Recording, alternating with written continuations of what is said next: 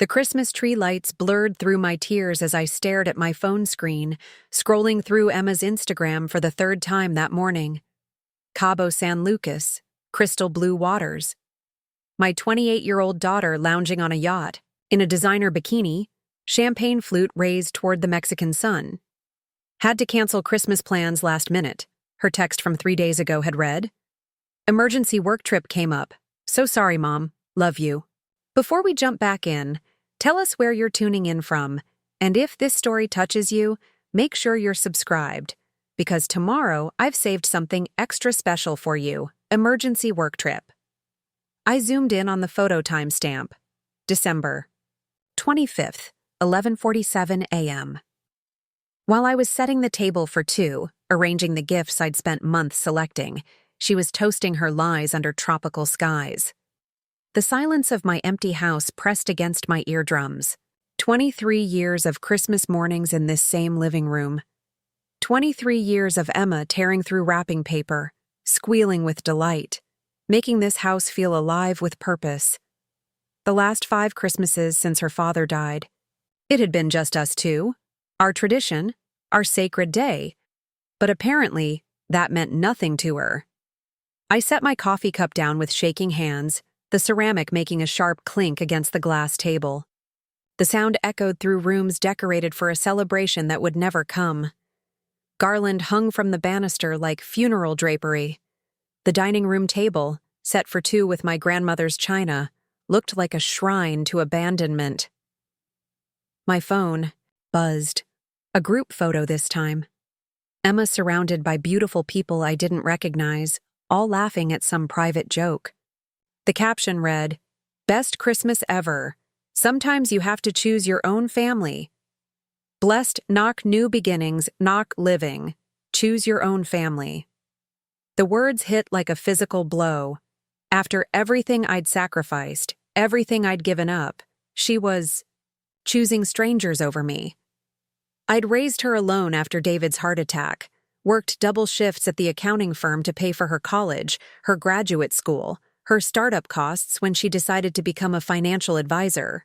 I'd been her cheerleader, her safety net, her constant support. And this was how she repaid me. I scrolled back through her recent posts, looking for clues I'd missed. There, 2 weeks ago, a photo of her at some upscale charity gala, arm-linked with a distinguished-looking man in his 50s. "Grateful for amazing mentors who see potential," she'd captioned it. Malcolm Pierce. I recognized the name from business magazines. Founder of Pierce Capital Management, one of the most successful wealth management firms on the East Coast. The photo. His hand rested possessively on Emma's lower back, his smile predatory in a way that made my maternal instincts scream. I kept scrolling. More photos appeared. Emma at restaurant openings, gallery exhibitions, yacht parties. Always. The same crowd of beautiful, wealthy people. Always Malcolm Pierce somewhere in the frame, watching her with the intensity of a spider studying a fly. Preparing and narrating this story took us a lot of time, so if you are enjoying it, like this video, it means a lot to us. Now back to the story. The doorbell rang, jolting me from my investigation. Through the frosted glass, I could see a delivery uniform. "Package for Margaret Chen," the driver said when I opened the door. I hadn't ordered anything. The return address made my stomach clench. Pierce Capital Management. Inside the elegant box, nestled in tissue paper, was a Hermes scarf. Silk. Probably worth more than my monthly mortgage payment. The attached card was written in Emma's handwriting. "Merry Christmas, Mom. Sorry I can't be there, but wanted you to have something beautiful. XOE, something beautiful." A guilt gift chosen by her wealthy new friends, designed to assuage her conscience while she abandoned me for a more exciting Christmas. I held the scarf up to the light, admiring its craftsmanship, even as rage built in my chest. This wasn't thoughtful. This was dismissive. This was the kind of present you gave someone you were obligated to remember but didn't actually care about. My laptop was already open on the kitchen counter. Within minutes, I was deep diving into Malcolm Pierce's digital footprint. What I found made my blood run cold. 3 previous marriages, all to significantly younger women, all ended in messy divorces where the wives walked away with minimal settlements despite prenups that should have protected them.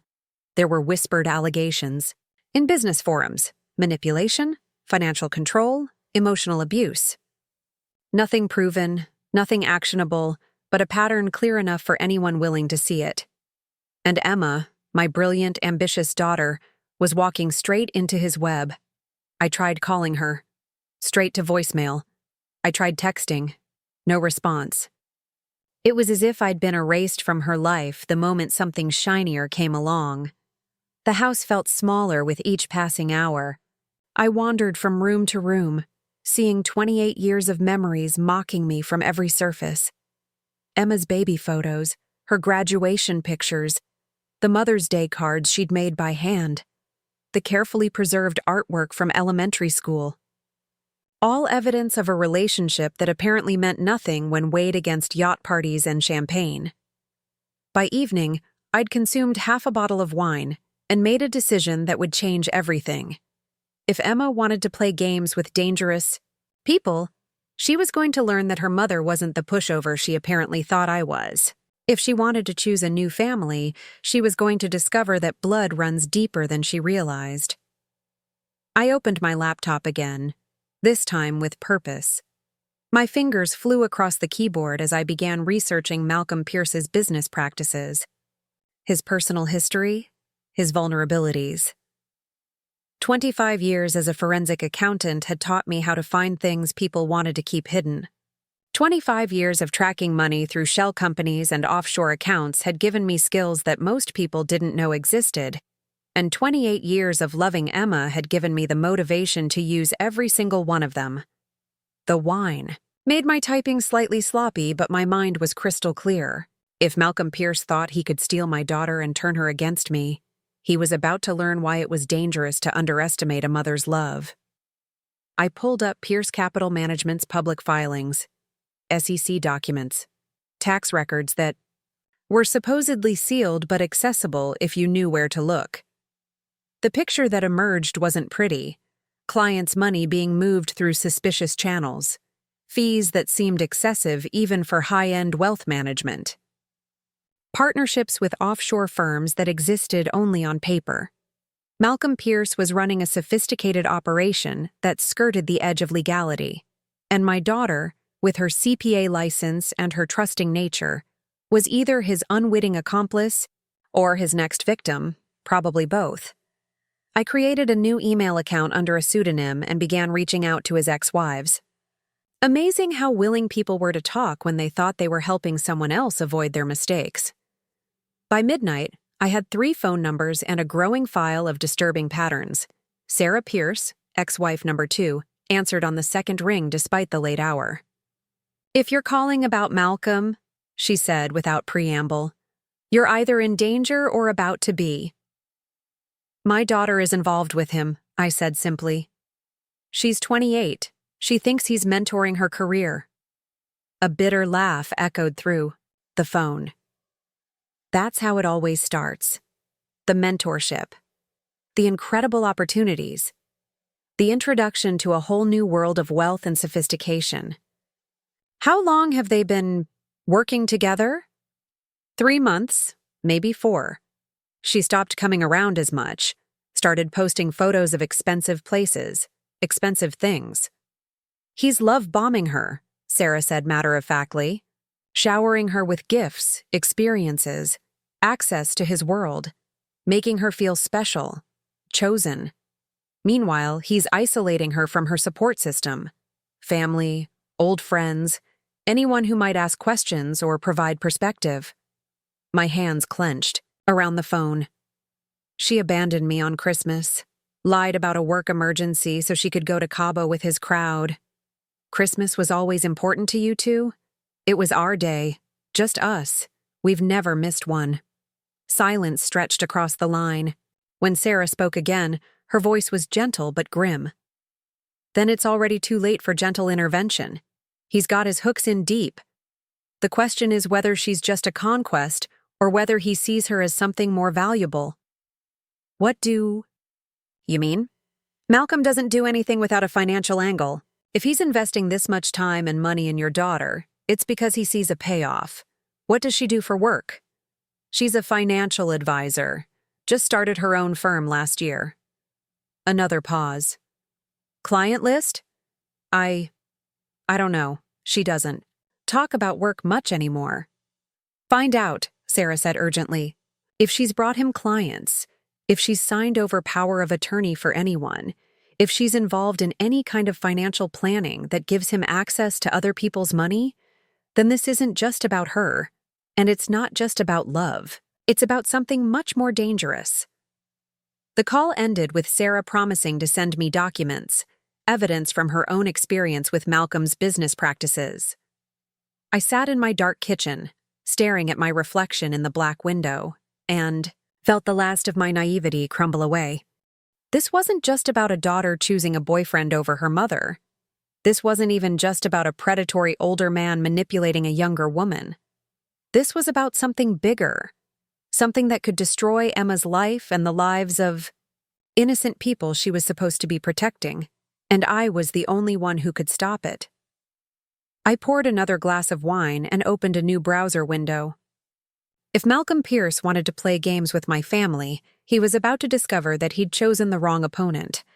Emma might think her mother was just a boring accountant who lived alone with her cats and her holiday traditions, but Margaret? Chen had spent decades following money trails that led to some very dark places. Time to remind everyone exactly what happened when you threatened something I loved. The clock on my laptop read 2:47 a.m. when I finally closed it, but sleep was impossible. Tomorrow I would begin my investigation in earnest. Tomorrow I would start building a case that would bring down Malcolm Pierce and save my daughter, even if she hated me for it. Because that's what mothers do. We protect our children, even when they don't want to be protected, even when they choose to trust strangers over the woman who gave them life, even when they break our hearts on Christmas morning. The wine bottle was empty, but my resolve had never been stronger. Emma thought she'd found a new family, but she was about to learn that blood bonds don't break easily. And Malcolm Pierce was about to discover that some mothers are far more dangerous than they appear. The war for my daughter's future was about to begin. The hangover hit me before my eyes fully opened, but the fury burned through it like acid. Sunlight streamed through my bedroom curtains, illuminating the chaos of papers, printouts, and empty wine glasses scattered across my nightstand. My laptop was still warm beside me, having run all night while I'd compiled my initial research on Malcolm Pierce. Sarah Pierce's promised documents had arrived in my email at 4 a.m. 27 attachments containing bank statements, court filings, private investigator reports, and recorded conversations. A digital arsenal that painted a picture so disturbing I'd nearly called the FBI immediately. But calling authorities would mean losing Emma forever. She'd never forgive me for what she'd see as destroying her career and her relationship. I needed a different approach, one that would expose Malcolm while making Emma believe she'd discovered the truth herself. The shower did little to clear my head, but it helped me focus. Today was December 26th. Emma would be flying back from Cabo tomorrow, probably still glowing from her stolen Christmas. I had roughly 18 hours to build a foundation for the most important case of my career. My first stop was the office. Reynolds and Associates stayed open during the holidays for clients who needed emergency financial services, which meant access to the firm's database and investigative resources. The building was nearly empty, just the skeleton crew manning the phones and the security guard who'd worked Christmas shifts for a decade. "Rough night, Margaret?" Dave asked as I badged in, noting my sunglasses and careful movements. "Family drama," I replied, which was true enough. "Need to chase down some records today." "The coffee's fresh," he offered sympathetically.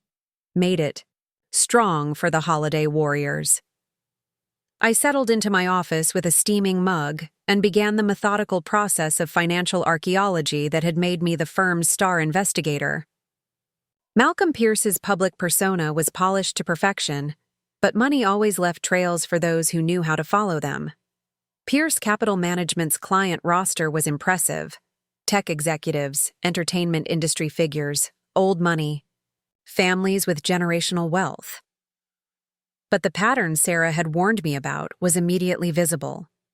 High net worth individuals who'd transferred significant assets to Pierce's management, only to see their portfolios mysteriously underperform while Pierce's personal wealth continued to grow.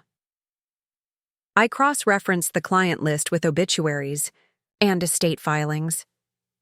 The results made my blood run cold. 17 clients had died in the past 5 years, all leaving substantial assets under Pierce's management. All their estates had been settled with minimal scrutiny from families who trusted their financial advisor's guidance. My phone rang, interrupting my research. Unknown number, but I answered anyway. Mrs. Chen? This is Detective Lisa Rodriguez with the Santa Monica Police Department. I got your number from Sarah Pierce. She said you might be interested in some information about Malcolm Pierce. I straightened in my chair. What kind of information? The kind that suggests your daughter might be in more danger than you realize. How quickly can you get to California? 3 hours later, I was on a plane to LAX, having used every favor and emergency protocol the firm offered to clear my schedule.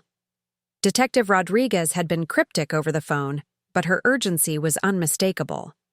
Something had happened in Santa Monica, something that connected to Malcolm Pierce in ways that made local law enforcement nervous. The flight gave me time to digest Sarah's documents more thoroughly. The picture they painted was of a man who'd perfected the art of financial predation. He'd identify vulnerable, wealthy individuals, recent widows, elderly clients without family oversight, ambitious young professionals desperate for success, and slowly gain control of their assets through a combination of charm, manipulation, and legal documents that few people read carefully. Emma fit his pattern perfectly. Young, ambitious, recently independent, and isolated from her primary support system. He'd probably been grooming her for months, building trust while identifying her weaknesses and assets. My phone buzzed with a text from Emma. Flight delayed. Won't be back until Thursday. Missing you, Mom. Can't wait to hear about your Christmas. Missing. The casual cruelty of it made my hands shake. She was extending her vacation, probably at Malcolm's suggestion, while I was flying across the country to investigate the man who was destroying her life.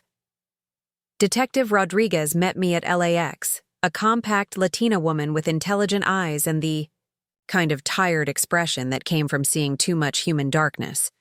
She drove us toward Santa Monica while briefing me on why she'd called. 3 weeks ago, we pulled a body out of the Pacific. Eleanor Hartwell, 73 years old. Apparent. Suicide. Walked into the ocean at dawn, left her clothes and purse on the beach with a note apologizing for being a burden to her family. That sounds tragic but straightforward, I said, though something in her tone suggested otherwise. It would be, except Eleanor had $27 million when Malcolm Pierce became her financial advisor 18 months ago. When she died, her estate was worth less than $300,000. The number hit me like a physical blow. $27 million doesn't just disappear. No, it doesn't, but it can be moved.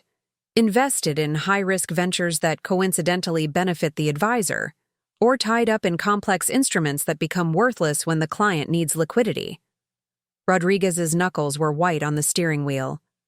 Eleanor's family hired a private investigator after the funeral. What they found led them to us. She handed me a thick folder. Eleanor's story isn't unique. We've identified at least 6 other suspicious deaths connected to Pierce's clients over the past 3 years. All ruled suicides or accidents. All involving significant financial losses in the months before death. I flipped through the files, my forensic accountant's mind automatically cataloging the patterns. Elderly clients with substantial assets. progressive transfer of financial control to Pierce, mounting losses that clients couldn't understand or escape, social isolation as family members grew frustrated with the client's apparent financial irresponsibility. Finally, death that seemed to solve everyone's problems except the victims. "This is a murder scheme," I said quietly. "He's not just stealing money. He's driving people to suicide to cover his tracks." "That's what we think, but proving it is another matter." Pierce is careful. "Everything he does is technically legal. The investment losses can be blamed on market volatility. The isolation happens gradually. By the time families realize something's wrong, the victim is too ashamed or confused to seek help." We pulled into the Santa Monica police station, a modern building that smelled of coffee and determination. Rodriguez led me to a conference room, where another detective was waiting with more files. "Detective Marcus Webb," he introduced himself. "Financial Crimes Division.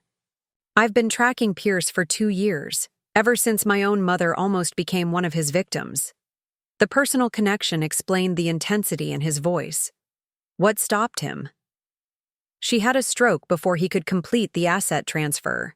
Ended up in a care facility where I could monitor her finances. When I saw what was happening, I started digging." He spread out a complex chart showing connections between Pierce's clients, their deaths, and the subsequent financial benefits to Pierce Capital Management. "The problem is jurisdiction and evidence," Rodriguez explained. "These deaths happened across multiple states.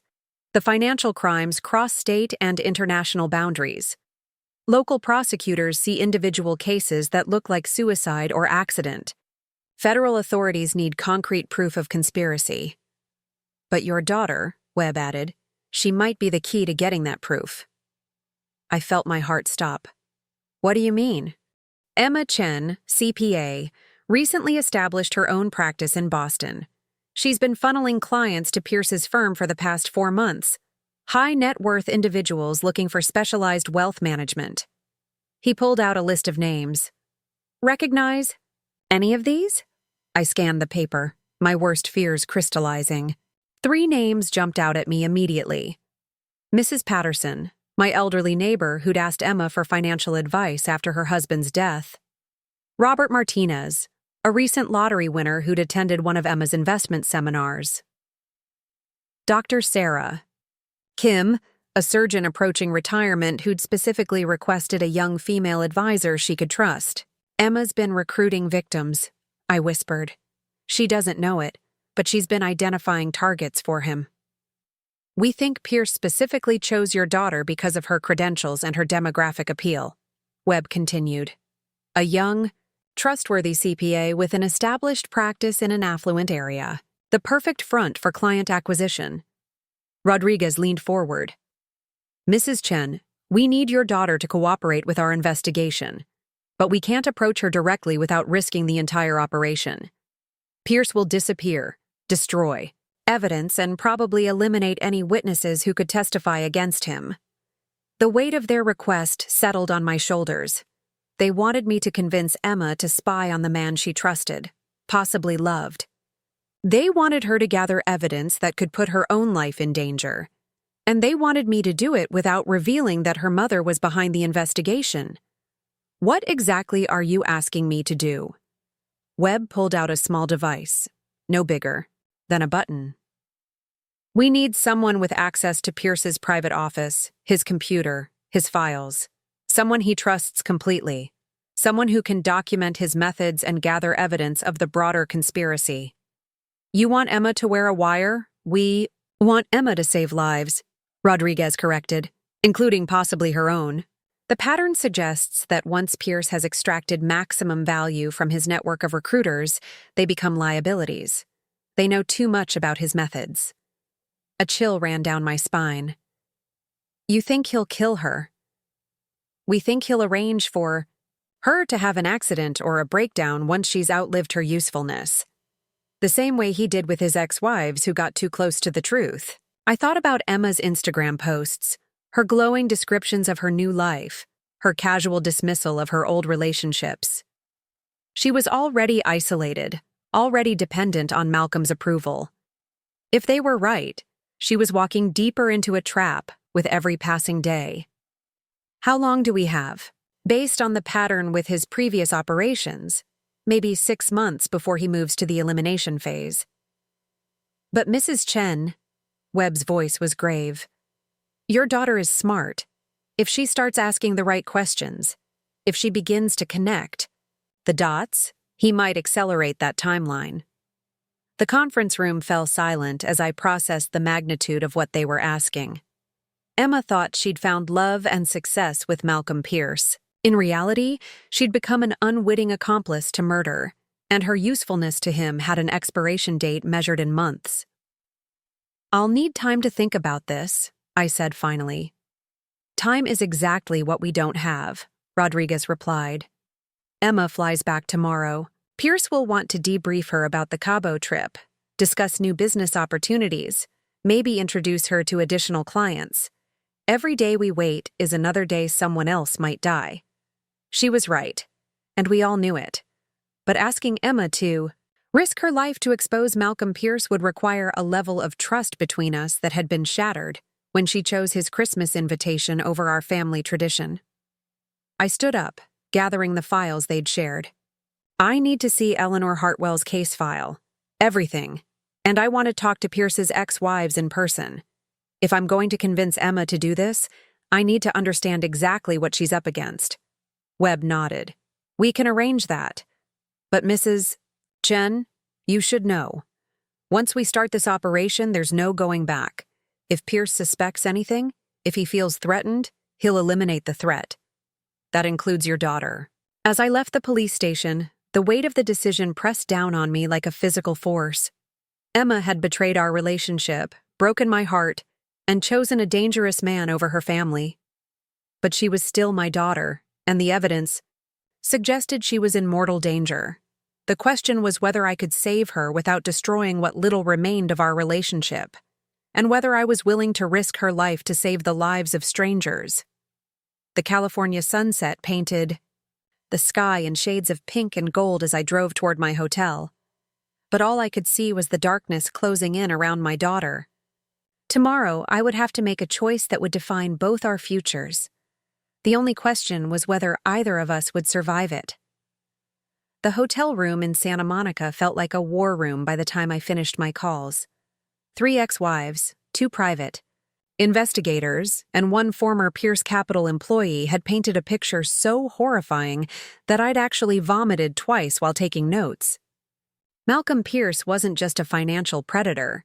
He was a systematic killer who'd perfected the art of driving people to suicide while enriching himself from their deaths. And my daughter was his next accomplice turned victim.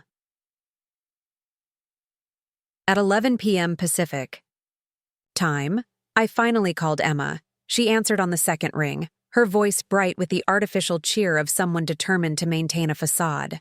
Mom, I was just thinking about you. How was your Christmas? Did you love the scarf? The casual cruelty of the question nearly broke my resolve. She was asking about my Christmas as if she hadn't destroyed it, as if her lie about the work emergency was just a minor inconvenience we'd both forgotten. It was quiet, I managed. Emma, we need to talk. When you get back to Boston. Of course. I have so much to tell you about the trip. Malcolm's been amazing. He introduced me to some incredible potential clients. I think my practice is really going to take off. The enthusiasm in her voice made my stomach turn. She had no idea she was describing her own recruitment into a murder scheme. That's wonderful, sweetheart. But there's something important I need to discuss with you. About your business. About Malcolm. A pause. When she spoke again, her tone had shifted, become guarded. What about Malcolm?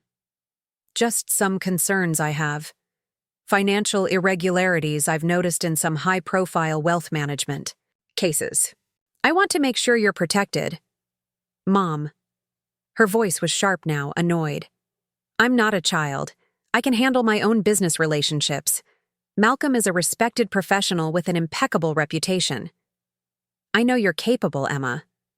But as someone with 25 years in forensic accounting, I've seen patterns that worry me.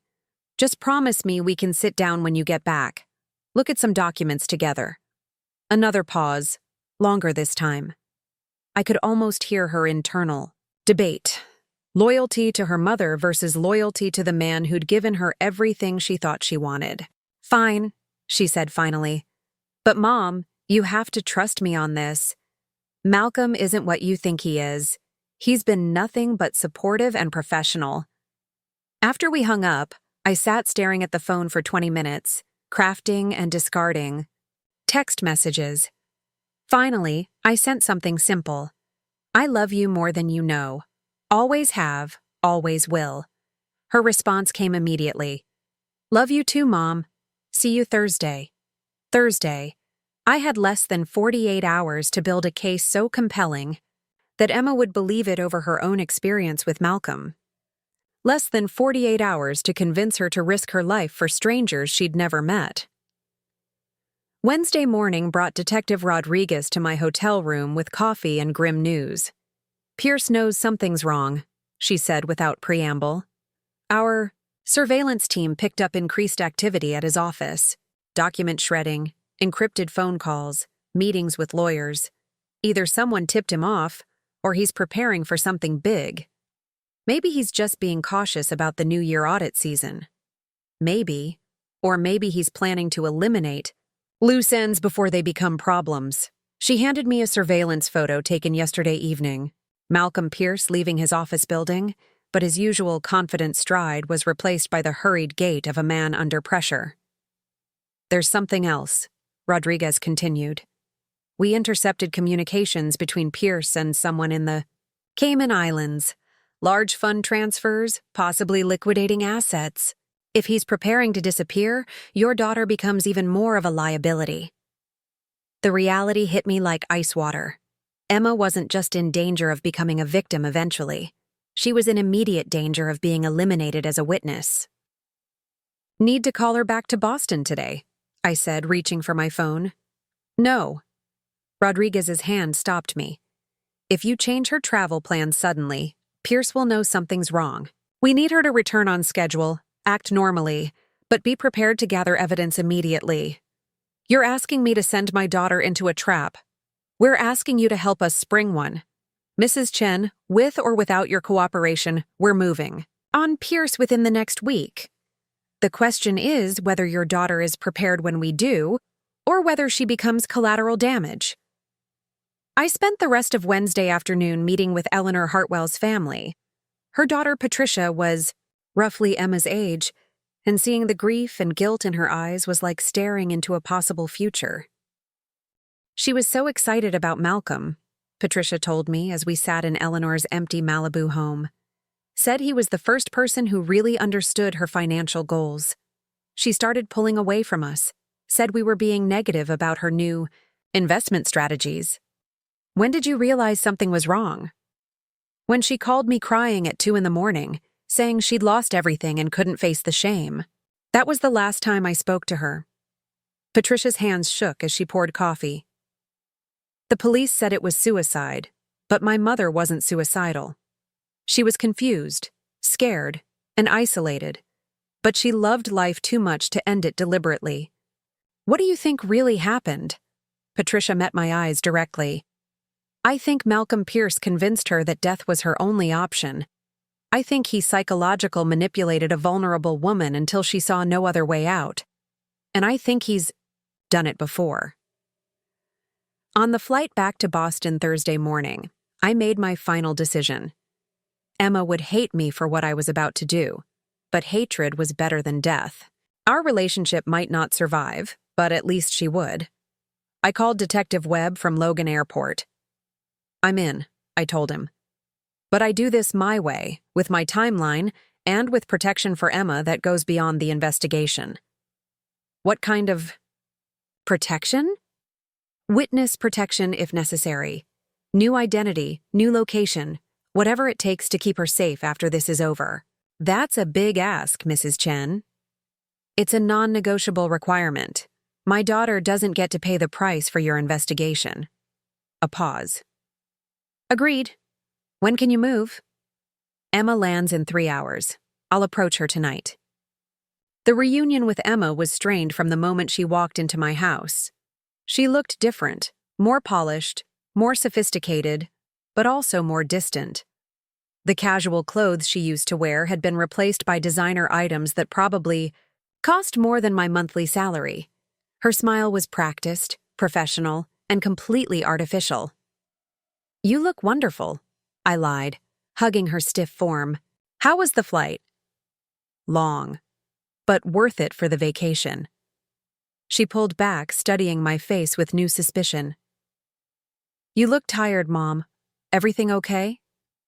"Just worried about you, which is why we need to have that conversation." Her expression immediately shuddered. "Mom, please. I told you Malcolm is a serial killer," I interrupted. The words hung in the air between us like a physical barrier. Emma's face went through a series of expressions: shock, disbelief, anger, and finally, defensive. Fury. "That's insane. How can you even say something like that?" I pulled out the files Detective Rodriguez had given me, spreading them across the coffee table like evidence in a courtroom. "Because it's true, and because if you don't listen to me right now, you're going to be his next victim."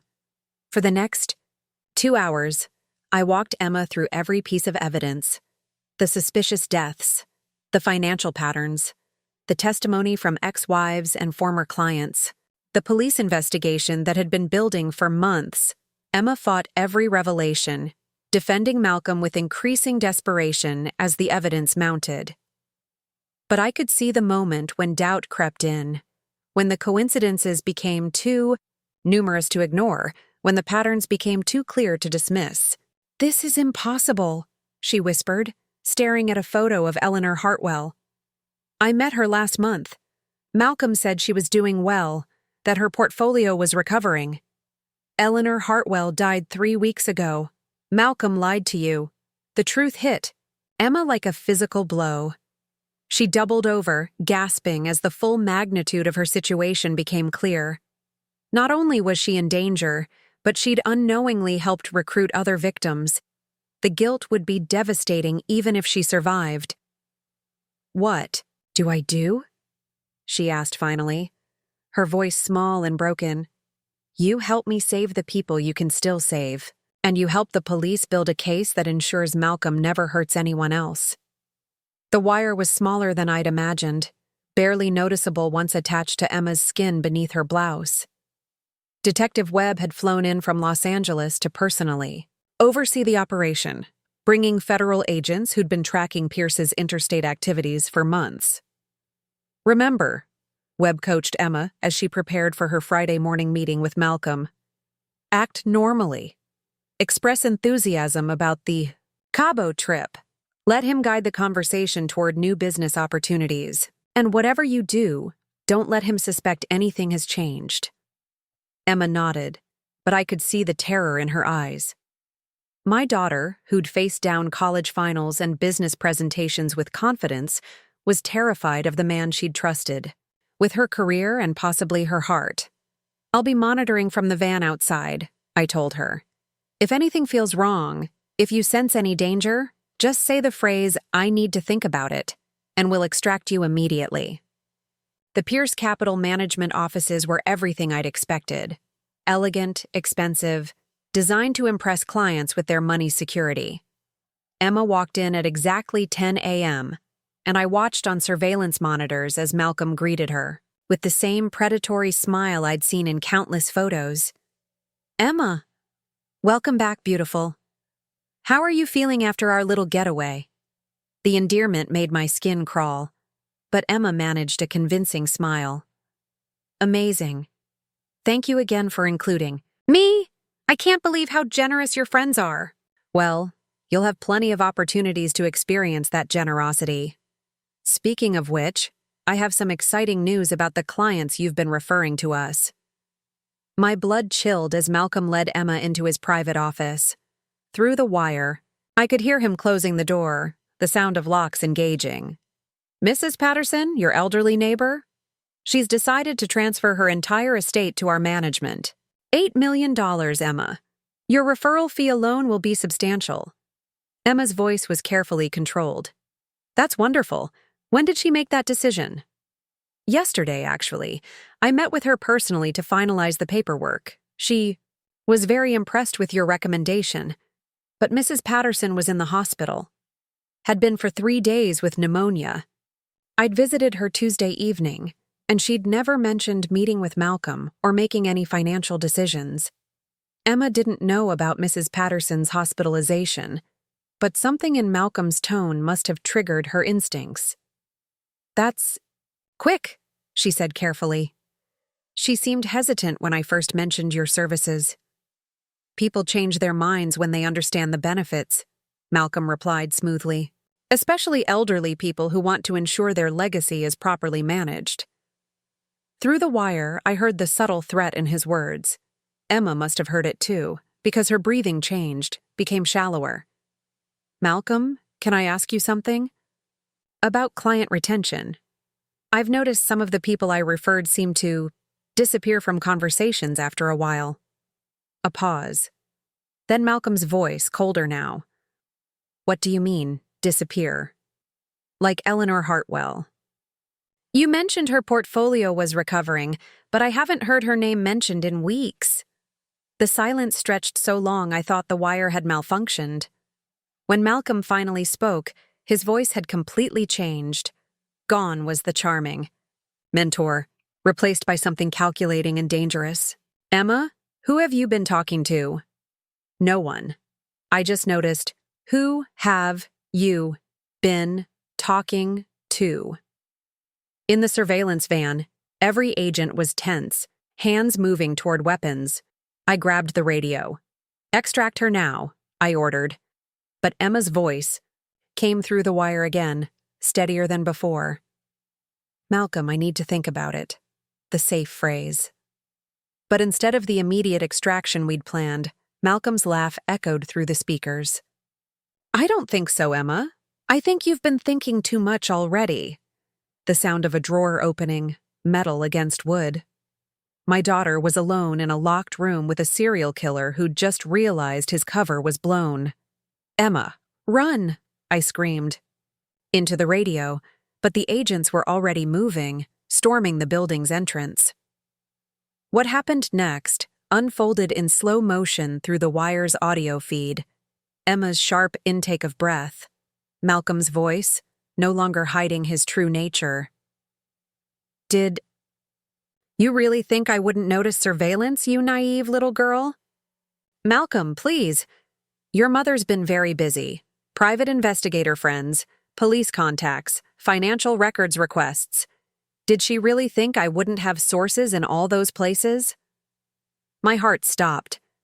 He'd known about our investigation from the beginning. Emma wasn't gathering evidence. She was walking into an execution, the sound of a struggle. Emma's cry of pain. Malcolm's voice, closer to the wire now. Tell your mother she made a critical error.